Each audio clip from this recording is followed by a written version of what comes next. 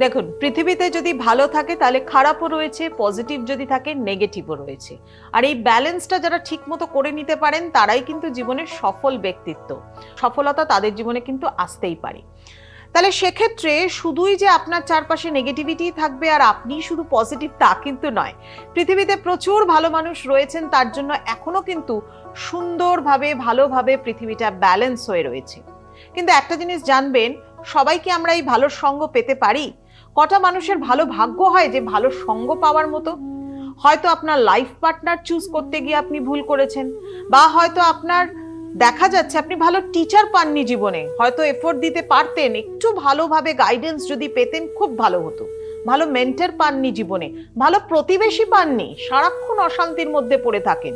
আর এই যে লাক, এই লাকটাকে কিন্তু যদি ফেভার করাতে চান, আপনার বাস্তুর নর্থ ওয়েস্ট কর্নারকে এনার্জাইজ করুন। কিচ্ছু না, 6 রকমের মেটাল একটা মেটাল পটের মধ্যে নিয়ে নর্থ ওয়েস্টে রেখে দিন। আর অবশ্যই 6টা সিট্রিনের পিরামিড, সিট্রিন কোয়ার্টজ ক্রিস্টালের পিরামিড সেই নর্থ ওয়েস্টে রাখুন। কমিউনিকেশনকে স্ট্রং করুন এবং সঙ্গকে কিন্তু উন্নত করুন।